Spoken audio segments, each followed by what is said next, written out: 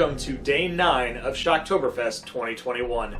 I'm your host, Wildman Wes, and today we've got something very, very cool. I've been a fan of this ever since I was a kid. It still gives me goosebumps to this day. We're going to be talking about 1993's interpretation of H.P. Lovecraft's Necronomicon, Book of the Dead. Okay, don't let the Army of Darkness shirt fool you. It has nothing to do with Evil Dead. However, it has everything to do with the book that definitely inspired the Evil Dead trilogy. This is a co-collaboration of 3 different directors. We have Brian Yuzna, who we've talked about with Reanimator, also Christoph Gans, and Shusuke Kaneko. So there's a lot of different inspirations and a lot of different ideas and a lot of cooks in this kitchen, but in the end, this movie, we'll see if it passes the test. So the movie starts off with H.P. Lovecraft going into a relic museum in 1932 where he's going to get some ideas and fact check, where have I heard that lately? To get ideas for his new story that he's writing. And he slips a key off of a monk to go into a special room that has the Necronomicon and steal some ideas.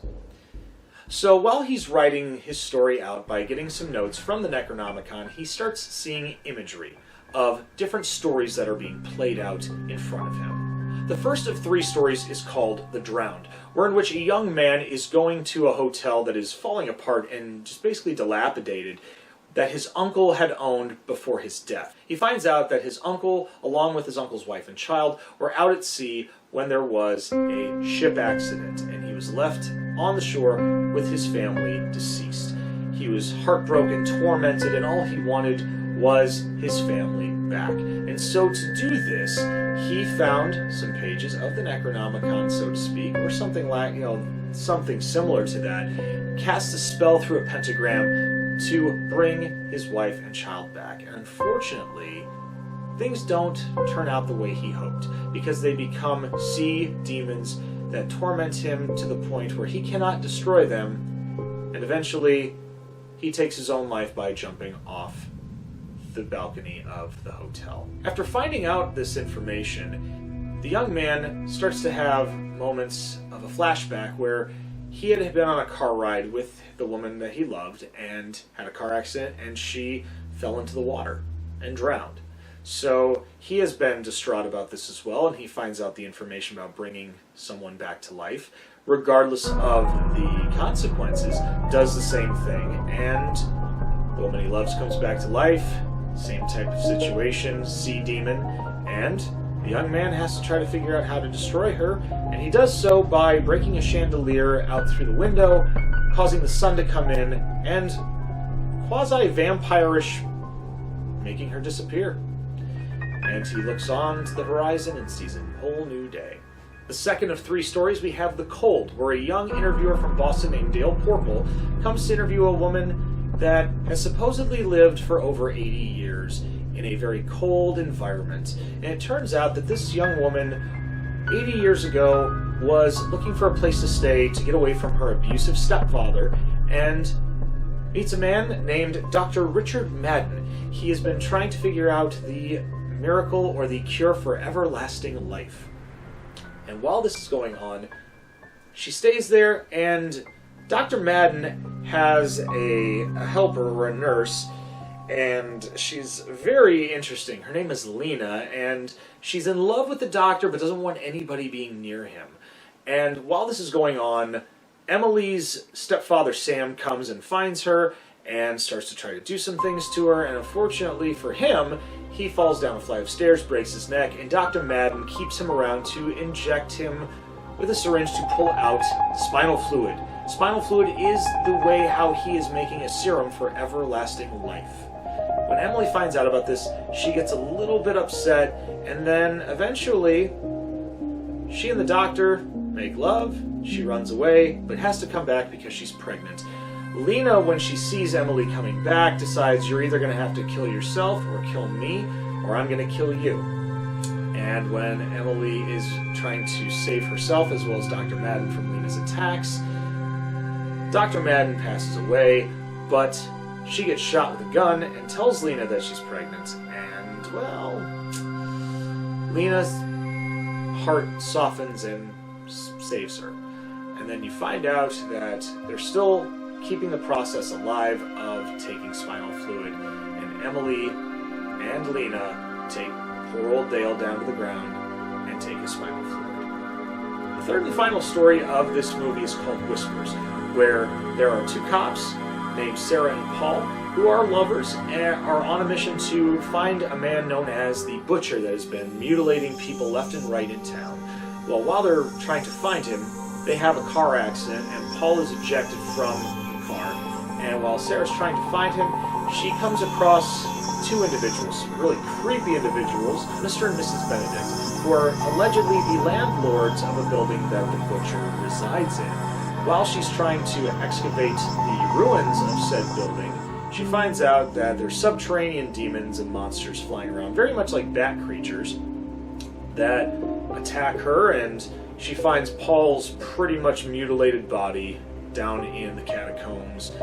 And the landlords pretty much already know why she's looking for Paul. She's pregnant with his child, and they start tormenting her and torturing her about the possibility that she might want to, well, I'm just going to use the bad A word that a lot of people don't like to say, and I don't really like saying it right now, but you get the idea. At one point, Sarah starts getting mutilated by the subterranean creatures, only to wake up and realize it was a dream. It was just a dream, and her parents are sitting there, making sure she's okay. And then they say, Paul's next door, he's brain dead. And then you see his body, the way how it was left when they saw him in the catacombs. And then it turns out it wasn't a dream after all. Her parents are actually the Benedicts, and they rip her to pieces because the baby is safe within the womb of Mrs. Benedict. For the epilogue, we go back to H.P. Lovecraft, looking through the book and getting caught, and you realize that he dropped the key to that room into a little crevice below into the water, where the book cannot be sealed as well as he should have done. And you find out that the monks that are holding this book in secrecy are monsters themselves. So H.P. Lovecraft is trying to escape. When he does, he is told by one of the other monks that is somewhat human, this curse will be on you for the rest of your life. And H.P. Lovecraft didn't really care. He runs off and escapes, and the rest is history. Now it's time to talk about what I like and what I don't like about this film. Now, what I like about this film, I do love the cast. I mean, when it comes to the cast, there's a lot of names I'm not familiar with. However, there are some that have made pivotal points in movies, especially horror. Obviously, H.P. Lovecraft is played by Jeffrey Combs, the reanimator himself, Herbert West. I mean, like I've said, he does a lot of great work. I mean, his chemistry on camera is just, he just has that swagger, that horror swagger that you don't really know how to pinpoint it, but you just know it's just that damn good. Another one that I like in there is David Warner is in this one. He plays Dr. Richard Madden, who also was in, he was the professor in Ninja Turtles Part 2 Secret of the Ooze. I love that. I mean, and he was also in Waxwork. I mean, I can name quite a few of different movies.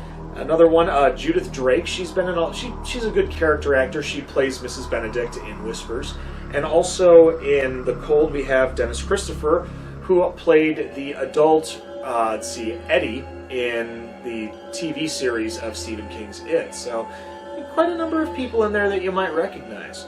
Another thing I love about this is the special effects, because you have at least 3 of the 4 names I know very well within the horror industry. You have Tom Savini doing a lot of the special effects in this one, a lot of the practical effects.